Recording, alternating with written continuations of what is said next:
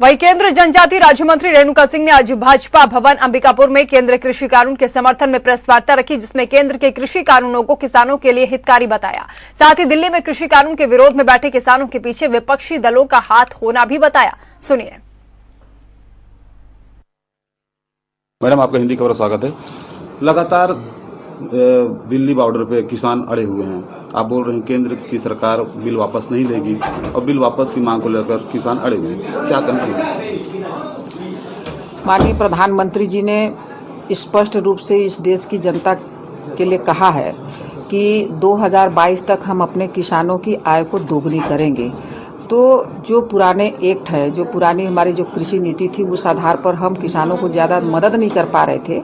इस कारण हम लोगों ने ये 3 बिल लाया और 3 बिल में ये प्रावधान है कि अब किसानों के जो उपज होंगे वो किसी भी मतलब केवल अपने जो एरिया के मंडी में बेचने के लिए वो बाध्य नहीं है। जहां पर उसको ज्यादा मुनाफा होगा वहां पर वो अपने उपज को बेच सकता है, मुनाफा कमा सकता है। तो उसे ढेर सारे अवसर प्रदान किए गए हैं और इसके साथ साथ उसके जो अपने खेत हैं, किसी भी संस्था, किसी भी व्यापारी या किसी भी कंपनी के साथ वो एग्रीमेंट कर सकता है कि मैं कंपनी उसके फसल के साथ इकरारनामा होगा कि मैं आपके इस फसल को इतने रेट पर लूंगा और उसे लेना ही होगा। यदि दोनों के बीच में कोई बात हो जाती है तो उसके लिए एसडीएम और कलेक्टर कोर्ट के दरवाजे खुले हुए हैं। तो इस प्रकार पहले किसान इसलिए अपना पैदावार ज्यादा नहीं कर पाता था तो क्योंकि उसके पास मार्केट की सुविधा नहीं होती थी। लेकिन जब एक व्यापारी, एक कोई कंपनी उसके सारे फसल को लेने के लिए तैयार हो जा रही है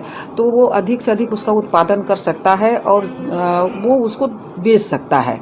इसके साथ साथ पहले 1955 में एक एक्ट था जिसमें दलहन है, तिलहन है और ये जो आलू है, प्याज है, इसका ज्यादा स्टॉक नहीं किया जा सकता था। लेकिन अब उस पर छूट दे दी गई है। युद्ध और आपात की स्थिति में ही आप स्टॉक नहीं करेंगे और सामान्य स्थितियों में आप उसकी स्टॉक सीमा बढ़ा सकते हैं। तो आज जब हम अपने युवाओं को हम एग्रीकल्चर की तरफ बढ़ावा देना चाह रहे हैं तो हमारा किसान जब अधिक उत्पाद करेगा तो कहीं भी कोल्ड स्टोर, वेयर हाउस में अपने उत्पाद को वो स्टोर कर सकता है। तो ये जो बिल है किसान हितैषी बिल है। मैडम, छत्तीसगढ़ सरकार के 2 साल हो चुके हैं।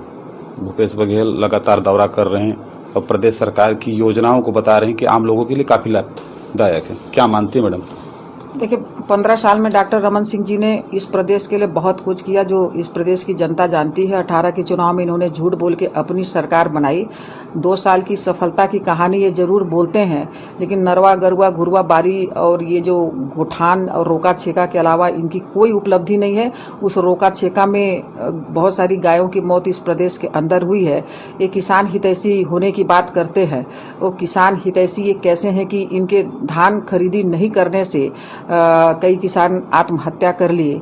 आज ये अपने सरकार की सफलता की कहानी कह रहे हैं। ये कैसी सरकार है? इन्होंने कहा कि हम नवा छत्तीसगढ़ गढ़बो। तो ये नवा छत्तीसगढ़ में आज कैसे बेटियों के रेप हो रहे हैं, कैसे दिन दहाड़े हत्याएं हो रही हैं। आज लोगों के पास रोजगार की कमी है और जितने भी विकास के काम है ये रुके पड़े हैं। ये प्रधानमंत्री जी से निवेदन करके इनको इस प्रदेश के विकास के लिए पैसा लाना चाहिए।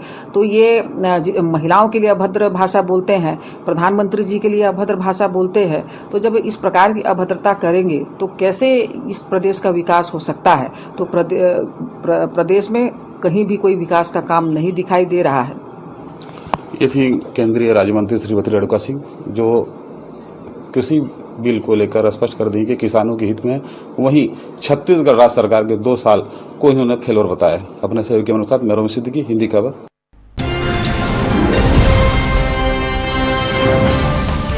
घंटी का बटन दबाइए और हिंदी खबर से जुड़ जाइए।